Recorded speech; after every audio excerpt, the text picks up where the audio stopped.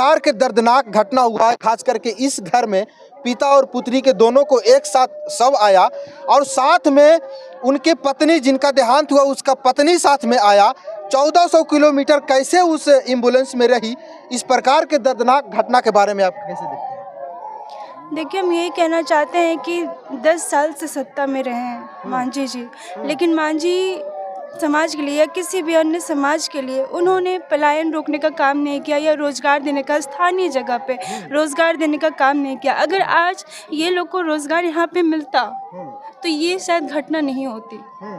तो हम उनसे यही अनुरोध करना चाहेंगे कि आप मंत्री हैं, आप दोनों बिहार सरकार के भी मंत्री हैं, सेंट्रल में भी मंत्री है, तो हम चाहेंगे कि आप गरीब लोगों के लिए स्थानीय जगह पे ही आप पलायन रोक के यहाँ रोज़गार देने का काम करें, ताकि ये घटना आगे ना हो। आज ये पीढ़ी कल को फिर दूसरी पीढ़ी भी कल को कमाने जाएंगी, क्योंकि वो मजबूर है, यहाँ कुछ उनके लिए है नहीं कमाने खाने के लिए, तो वो मजबूर है बाहर जाने के लिए। कोई शौक से बाहर नहीं जाता अपने परिवार को छोड़ के, तो वो मजबूर है, इसलिए मजबूरी में वो लोग जाते हैं अपने बच्चे, अपने पत्नी, हर किसी को लेके। अगर यहीं पे आस पास ही, अगर इसी जगह बिहार में ही अगर उन लोग को रोज़गार दे दिया जाए तो ये आगे नहीं, ये नौबत नहीं आती। और दूसरी बात ये है कि जितने भी मजदूर बाहर जाते हैं उन लोगों का बीमा बनना चाहिए, बीमा में रिकॉर्ड होना चाहिए कि कौन कहाँ जा रहे हैं, कब आते हैं, कब लौटते हैं, क्या काम करते हैं, ये सब का एक रिकॉर्ड होना चाहिए पंचायत में।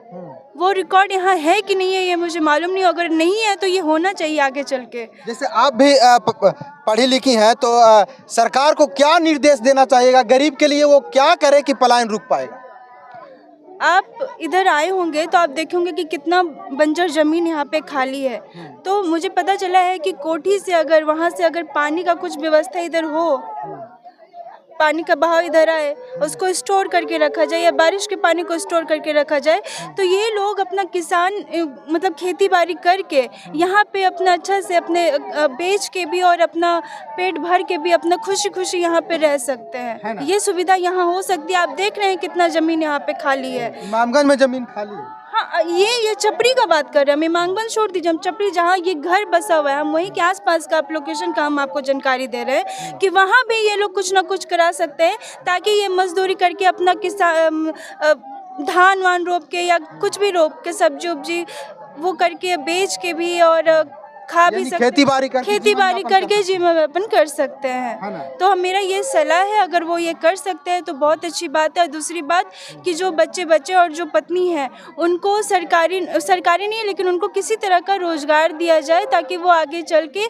एक इज्जतदार ज़िंदगी जी सकती हैं और अपने बच्चे को पढ़ा भी सकती हैं। क्योंकि देखिए, अब बच्चा, उनका पति तो चला गया, अब एक बच्चा का डेड बॉडी आया और एक बच्चा अभी भी है ना, तो उनका भविष्य भी तो देखना है ना। केंद्रीय मंत्री जीतन राम मांझी द्वारा ट्वीट किया गया है, कहा गया है कि जिनके साथ ऐसा दर्दनाक घटना हुआ है, जिनको मौत हो गया, उसको 5-5 लाख रुपया सरकार की तरफ से मुआवजा मिलना चाहिए। इसको कैसे देखते हैं?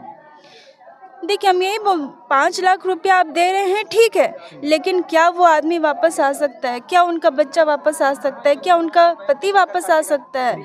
तो ये जब भी हो और फिर पैसा मुआवजा दे के उनका मुंह बंद करा दिया जाए, ये सब काफ़ी नहीं है। आप कैसे बाहर जाने से आप रोके और पलायन को रोके, ये ज़्यादा ज़रूरी है। पैसा अगर वो जिंदा रहेगा कमा लेगा पैसा, है ना।